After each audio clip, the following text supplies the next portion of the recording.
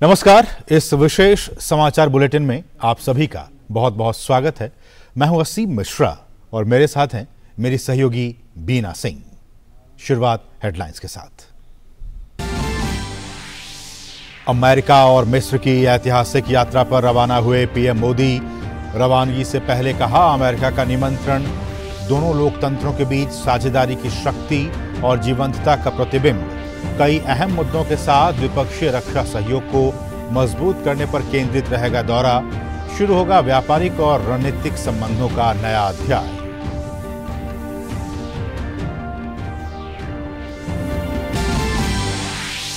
America में बेसब्री से हो रहा है पीएम मोदी के आगमन का इंतजार। स्वागत के लिए पूरी तरह तैयार है अमेरिका।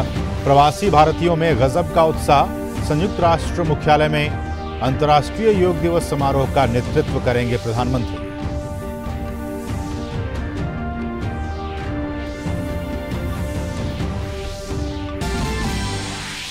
भारत विश्व मंच पर एक बड़ी, महत्वपूर्ण और व्यापक भूमिका का हकदार। प्रधानमंत्री ने अमेरिका के वॉल स्ट्रीट जर्नल को दिए साक्षात्कार में कहा, भारत और अमेरिका के बीच संबंध पहले से गहरे और मजबूत। हमारी सर्वोच्च प्राथमिकता शांति, लेकिन संप्रभुता और गरिमा की रक्षा के लिए पूरी तरह तैयार।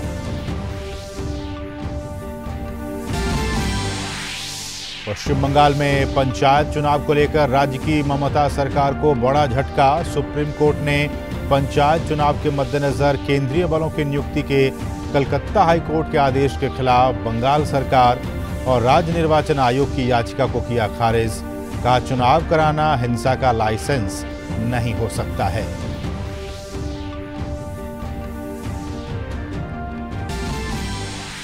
लू प्रभावित राज्यों की मदद के लिए केंद्र सरकार का फैसला। आपदा प्रबंधन, मौसम विभाग और स्वास्थ्य मंत्रालय की संयुक्त टीमें इन राज्यों की मदद के लिए हीट वेव प्रभावित राज्यों का करेगी दौरा। केंद्रीय स्वास्थ्य मंत्री की अगुवाई में हुई उच्च स्तरीय बैठक में लिया गया फैसला। कई राज्यों में भारी बारिश बनी मुसीबत। अजमेर में बारिश ने तोड़ा 116 साल का रिकॉर्ड। वहीं असम में 8 जिलों के 444 गांव बाढ़ से प्रभावित। पुणे में G20 शिक्षा कार्य समूह की चौथी बैठक। साक्षरता, बहुभाषावाद और शिक्षकों की क्षमता निर्माण के संबंधों पर चिंतन मंथन। महाबलीपुरम में G20 सतत वित्त कार्य समूह की बैठक का दूसरा दिन। पहले दिन किया गया कार्बन कटौती पर गहन विचार विमर्श।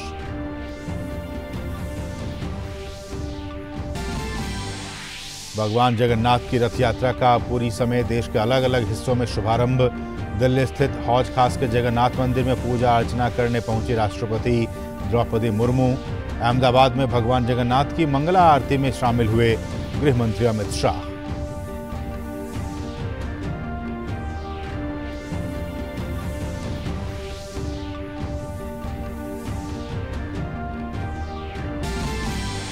और इंडोनेशिया ओपन का खिताब जीतकर इतिहास रचने वाले सात्विक साईराज और चिराग शेट्टी की जोड़ी ने रैंकिंग में लगाई करियर की बेस्ट छलांग। बनी दुनिया की तीसरे नंबर की जोड़ी।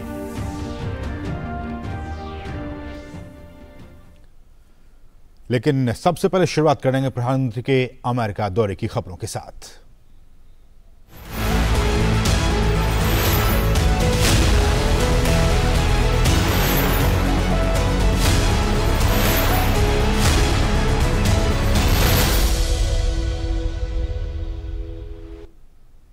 प्रधानमंत्री नरेंद्र मोदी आज सुबह अमेरिका और मिस्र की 5 दिनों की यात्रा पर रवाना हो गए। रवाना होने से पहले उन्होंने अपने बयान में कहा कि ये यात्रा भारत अमेरिका साझेदारी को मजबूत करने और इसमें विविधता लाने का महत्वपूर्ण अवसर बनेगी। प्रधानमंत्री ने कहा कि भारत और अमेरिका के संबंध बहुमुखी हैं।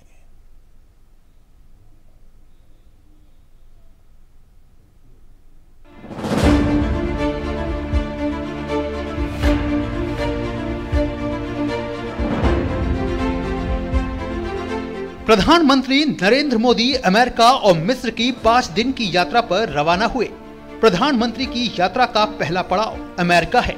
रवाना होने से पहले उन्होंने अपने बयान में कहा कि ये यात्रा भारत अमेरिका साझेदारी को मजबूत करने और इसमें विविधता लाने का महत्वपूर्ण अवसर बनेगी।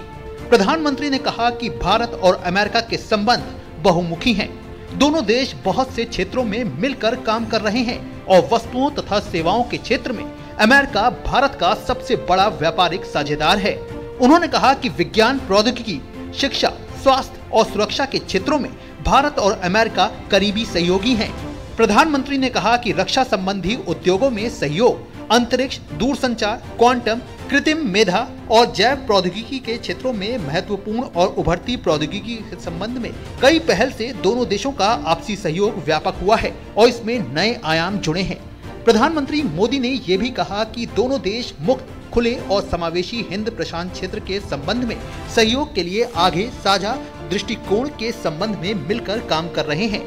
अपनी यात्रा का विवरण देते हुए प्रधानमंत्री ने कहा कि उन्हें राष्ट्रपति बाइडेन और अन्य वरिष्ठ अमेरिकी नेताओं के साथ बातचीत से द्विपक्षीय सहयोग के साथ साथ G20, क्वाड और IPEF जैसे बहुपक्षीय मंचों पर भी सहयोग बढ़ाने का अवसर मिलेगा। प्रधानमंत्री ने कहा कि अमेरिकी कांग्रेस ने हमेशा भारत अमेरिका संबंधों को प्रगाढ़ करने के लिए मजबूत समर्थन दिया है। प्रधानमंत्री ने उम्मीद जताई कि उनकी अमेरिका यात्रा से लोकतंत्र, विविधता और स्वतंत्रता के मूल्यों पर आधारित दोनों देशों के संबंधों को सुदृढ़ करने का अवसर मिलेगा। पीएम मोदी ने कहा कि साझा वैश्विक चुनौतियों से निपटने में भारत और अमेरिका एक साथ मजबूती से खड़े हैं।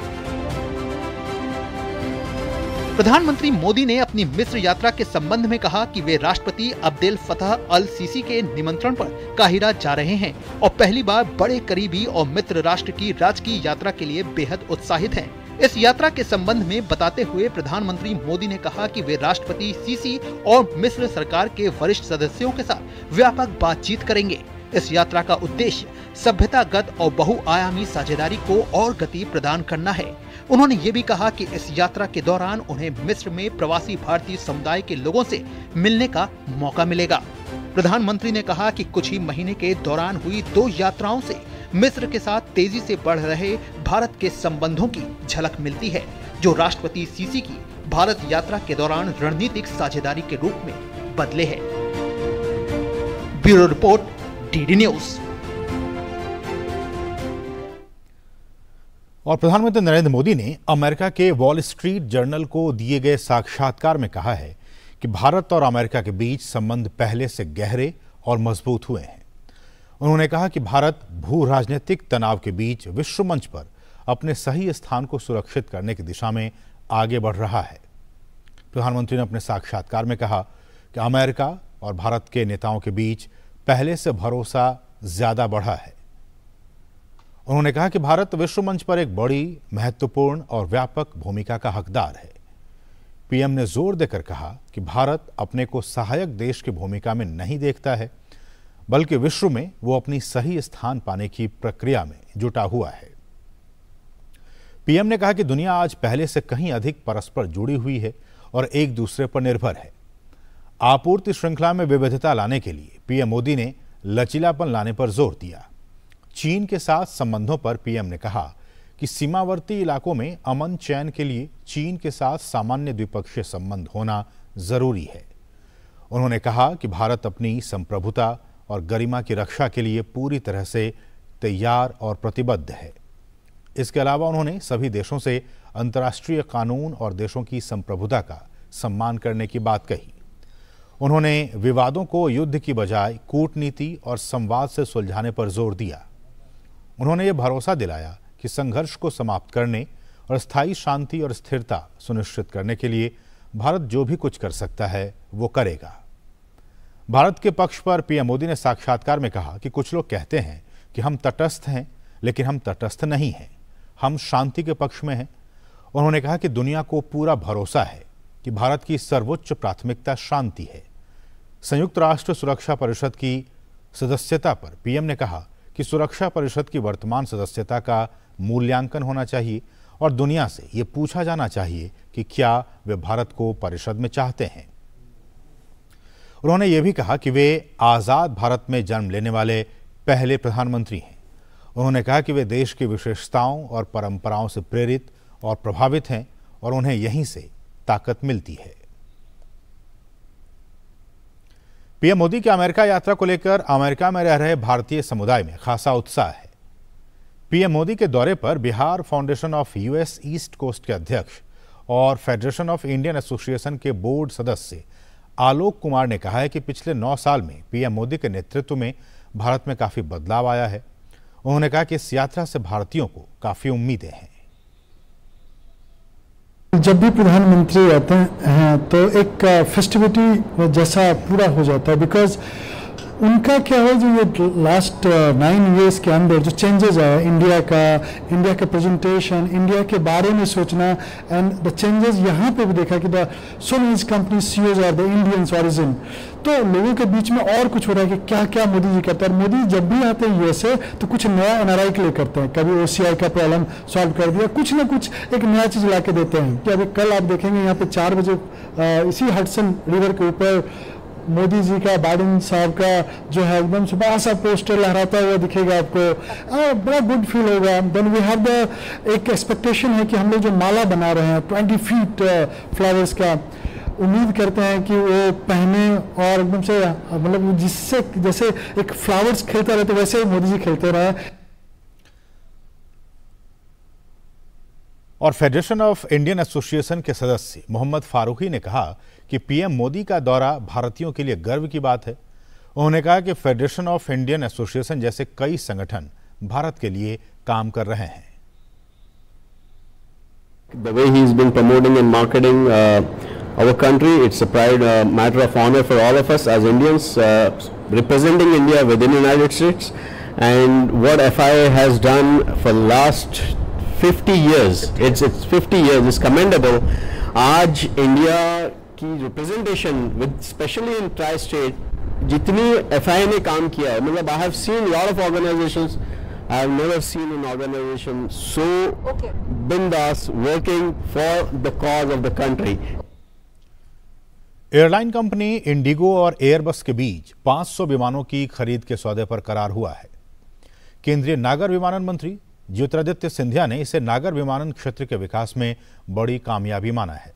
उन्होंने कहा कि पिछले 9 सालों में भारत सरकार के प्रयासों से देश में एयरपोर्ट की संख्या बढ़ी है, उच्च स्तरीय इंफ्रास्ट्रक्चर पर भी जोर दिया गया है, जिसका नतीजा है कि देश में हवाई यात्रा में वृद्धि हुई है।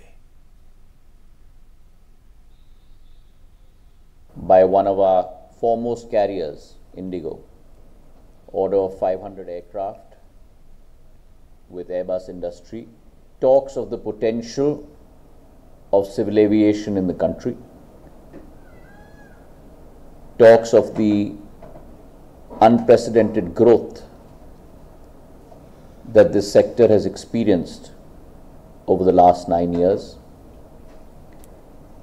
and also talks of the potential that this sector holds not only for stakeholders in the civil aviation sector, but also for the 1.4 billion people in our country who are desirous more and more so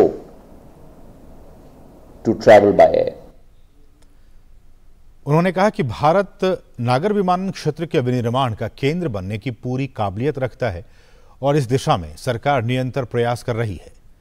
इस क्षेत्र के विकास के साथ देश में न सिर्फ सुविधाओं में इजाफा होगा, बल्कि आर्थिक रूप से भी ये देश के विकास में मील का पत्थर साबित होगा।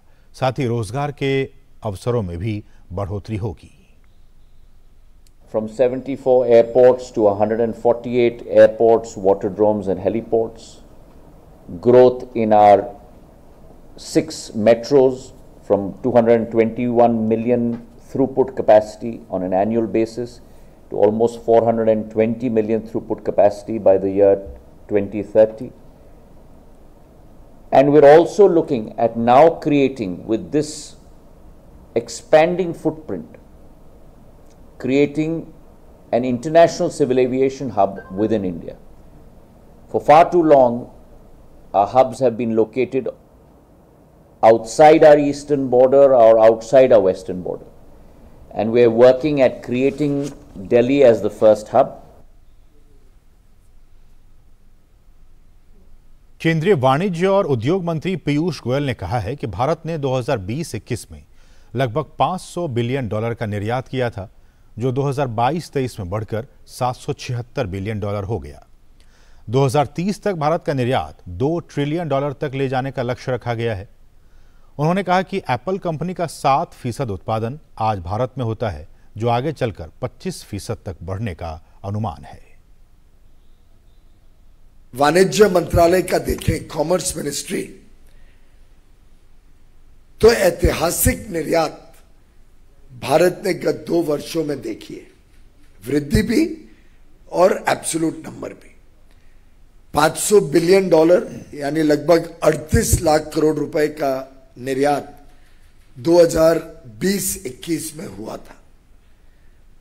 2 वर्ष पश्चात 2022-23 में यह बढ़कर $776 बिलियन, $776 बिलियन, जो लगभग 62 लाख करोड़ रुपए बनता है। 2030 तक हमारा दृढ़ संकल्प है कि भारत का निर्यात बढ़ा के $2 ट्रिलियन यानी लगभग 165 लाख करोड़ तक बढ़ाने का पूरे देश के उद्योग जगत का, वाणिज्य जगत का संकल्प है। एप्पल कंपनी का आज लगभग 7% भारत में उत्पादन होता है, आगे चल के बढ़ के 25% तक बढ़ने का अनुमान है।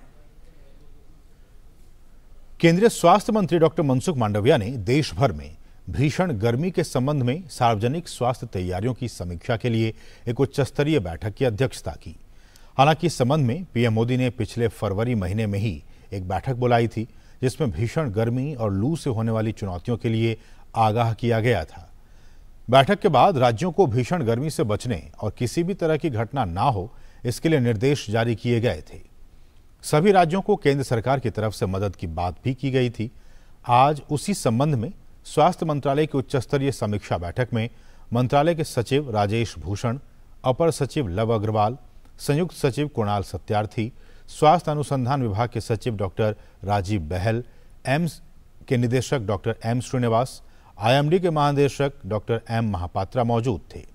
बैठक में आईसीएमआर को कहा गया है कि भविष्य में हीट वेव से देश के किसी भी हिस्से में मौत ना हो, उसके लिए निर्देश जारी किए गए हैं।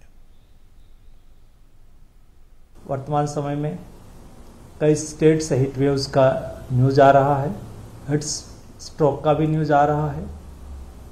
ऐसी स्थिति में आज एक उच्च स्तरीय मीटिंग हुई, जिस राज्य में हीट वेव चल रहा है और हीट स्ट्रोक की घटना घटित हुई है, ये राज्य में राज्य को सहयोग करने के लिए, मार्गदर्शन देने के लिए भारत सरकार की ओर से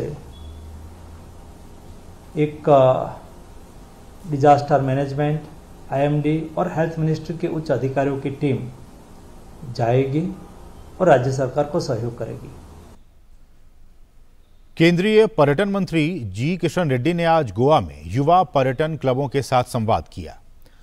उन्होंने युवाओं का आह्वान करते हुए कहा कि देश का चहुमुखी विकास केवल सरकार और राज्य की ही जिम्मेदारी नहीं है, बल्कि इसके लिए युवाओं को एकजुट होकर काम करना होगा। इसके लिए उन्होंने हर स्तर पर हर राज्य में छात्रों से रिसर्च व्हाट्सएप ग्रुप बनाने की बात कही है, जिसमें उनके राज्य और आसपास के पर्यटन स्थलों के विषय में पूरी जानकारी हो। यूथ रेस्पॉन्सिबिलिटी ना गवर्नमेंट के काम नहीं है, गवर्नमेंट कुछ नहीं कर सकते, ना यूपी गोवा गवर्नमेंट करेगा ना गवर्नमेंट ऑफ इंडिया करेगा। समाज करना है, समाज करना है तो पूरे सोसाइटी करना है, आप लोगों के द्वारा ही हो सकता है। इसके लिए आदरणीय प्रधानमंत्री जी का इंटरेस्ट है। ये व्हाट्सएप ग्रुप में आज कौन कौन टूरिस्ट आया, क्या एक्सपीरियंस है गोवा में, कौन आया, आपका हैदराबाद में क्या हुआ टूरिज्म दृष्टिकोण से, कुछ भी आपकी इंफॉर्मेशन है, अवेयरनेस लाने में आपका व्हाट्सएप ग्रुप में इस टूरिज्म क्लब के द्वारा एक रिसर्च व्हाट्सएप ग्रुप होना चाहिए। रुकें एक छोटे से ब्रेक के लिए, आप देखते रहिए DD news. I practice yoga every day. It has nurtured and enriched my life. संग संग चलो बढ़ते रहो, योग सभी करते रहो, संग संग चलो बढ़ते रहो, योग सभी करते रहो, योगा योग करने से स्मरण शक्ति बढ़ती है, सब आसानी से याद हो जाता है। योगा ही जीवन का एक आधार है। योग से बॉडी बहुत फ्लेक्सिबल होती है। बढ़ते रहो, योग सभी करते रहो। मैं प्रतिदिन योग करता हूँ, इसने मेरा सामर्थ्य और आत्मविश्वास बढ़ाया है। आप भी योग अपनाएं, स्वस्थ, सानंद और ऊर्जावान रहें। आयुष मंत्रालय, भारत सरकार द्वारा जनहित में जारी।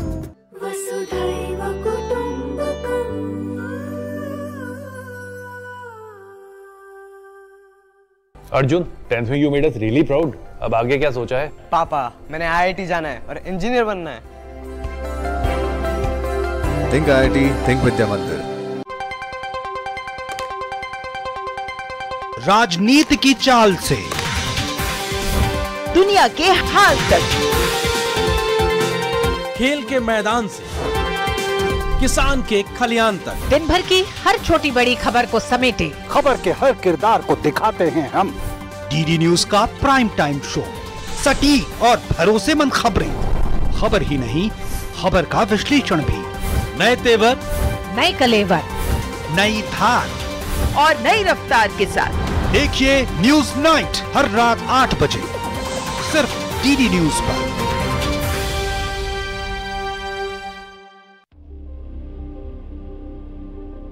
हर बार का अंतर्राष्ट्रीय योग दिवस पिछले से भी बड़ा होते गया है और अब ये दुनिया में योग ने अपना जगह बनाने में सफलता प्राप्त की है। तो इसलिए हम चाहते हैं कि आप भी 21 जून को शामिल हो जाइए और दुनिया का ये जो योग उत्सव को बड़े आकार में उसको सजाइए और अपने बस्ती में हो, गली में हो, हर घर के आंगन में आप योग अभ्यास में जुड़ जाइए।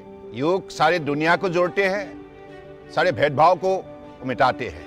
अंतर्राष्ट्रीय योग दिवस ने ये साबित किया है कि ये दुनिया को जोड़ सकते हैं और ये भी साबित किया है कि योगा फॉर वसुधैव कुटुंबकम। आयुष मंत्रालय, भारत सरकार द्वारा जनहित में जारी।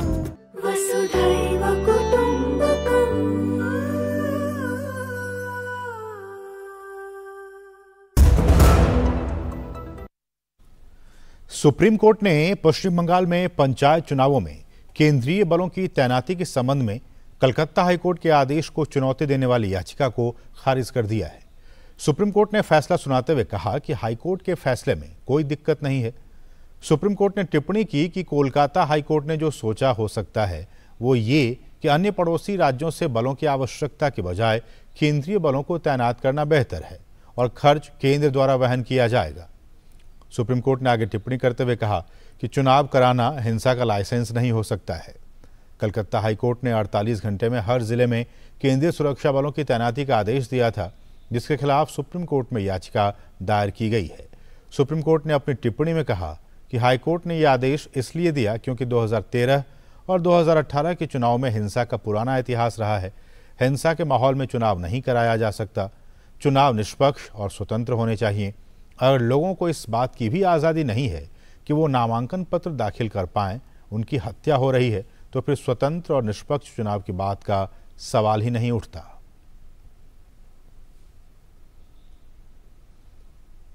और पश्चिम बंगाल में पंचायत चुनाव के दौरान हिंसा के मामले पर भाजपा ने एक बार फिर आड़े हाथों लिया है। भाजपा नेता सुधांशु त्रिवेदी ने इस संबंध में सुप्रीम कोर्ट के फैसले के बाद मीडिया से बात करते हुए कहा कि राज्य में जिस प्रकार की घटनाएं हो रही थीं, सुप्रीम कोर्ट के फैसले के बाद ममता सरकार पूरी तरह से बेनकाब हो गई है। उन्होंने कहा कि सुप्रीम कोर्ट ने भी स्पष्ट तौर पर निष्पक्ष चुनाव कराने के निर्देश दिए हैं और सुप्रीम कोर्ट के फैसले को लोकतंत्र के संरक्षक और बंगाल सरकार के लिए सबक के तौर पर देखा जाना चाहिए। पश्चिम बंगाल में पंचायत चुनावों की प्रक्रिया के दौरान लोकतंत्र को कुचलते हुए हिंसा के जो हृदय विदारक दृश्य देखने को मिले हैं और उसके ऊपर पश्चिम बंगाल सरकार की असंवेदनशीलता और फिर केंद्रीय सुरक्षा बलों की तैनाती के ऊपर जो राजनीति करने का प्रयास किया था, पहले सर्वोच्च न्यायालय और पहले उच्च न्यायालय और अब सर्वोच्च न्यायालय के निर्णय के बाद मैं कह सकता हूं कि पश्चिम बंगाल की सरकार पूरी तरीके से एक्सपोज हो गई है। सर्वोच्च न्यायालय ने स्पष्ट रूप से कहा है कि निष्पक्ष और शांतिपूर्ण चुनाव संपन्न होने चाहिए और इसके लिए सुरक्षा बलों की तैनाती की मांग स्वयं राज्य के चुनाव आयोग ने की थी। विश्व प्रसिद्ध प्रकाशन संस्थान गीता प्रेस को साल 2021 का गांधी शांति पुरस्कार दिए जाने के ऐलान पर कांग्रेस पार्टी के रुख की भाजपा ने कड़ी आलोचना की है। भाजपा नेता सुधांशु त्रिवेदी ने कहा है कि इस मुद्दे पर कांग्रेस की टिप्पणी आपत्तिजनक है और भाजपा इसकी निंदा करती है। गांधी शांति पुरस्कार गीता प्रेस गोरखपुर को दिए जाने पर जिस प्रकार की अवांछनीय और आपत्तिजनक टिप्पणी कांग्रेस पार्टी के द्वारा की गई है, उसकी हम निंदा करते हैं।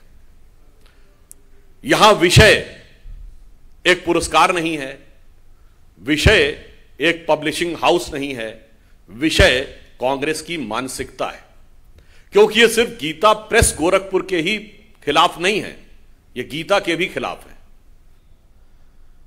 और भाजपा नेता सुधांशु त्रिवेदी ने कांग्रेस पर निशाना साधते हुए कहा कि उसकी तरफ से जो विरोध किया जा रहा है वो कांग्रेस पार्टी की उसी पुरानी विचारधारा के तहत जिसमें कि वो मुस्लिम लीग को धर्मनिरपेक्ष और आरएसएस को सांप्रदायिक बताती रही है।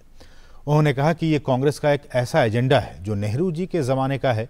ये विचार जो हैं वो खानदानी है, ये सोच उनकी रूहानी है। इसलिए गीता प्रेस गोरखपुर के मुद्दे पर कांग्रेस ने जो चरित्र दिखाया है वो उनकी भारत, भारतीय संस्कृति, हिंदुत्व और महात्मा गांधी के आदर्शों के प्रति अवमानना का प्रमाण है। 2014 में जब प्रधानमंत्री के रूप में श्री नरेंद्र मोदी जी पहली बार अमेरिका की यात्रा पर गए थे और तत्कालीन अमेरिकी राष्ट्रपति को उन्होंने गीता भेंट की थी, तो यही वो कुनबा था जिसने छाती पीटी थी कि सांप्रदायिकता का प्रयास प्रधानमंत्री जी के द्वारा किया जा रहा है क्योंकि उन्होंने गीता भेंट की।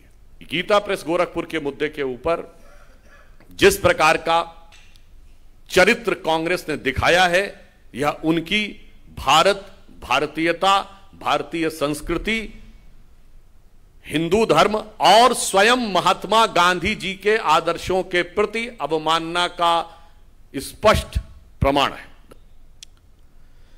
तो इसके साथ ही इस विशेष समाचार बुलेटिन में बस इतना ही। हमें दीजिए अनुमति। नमस्कार।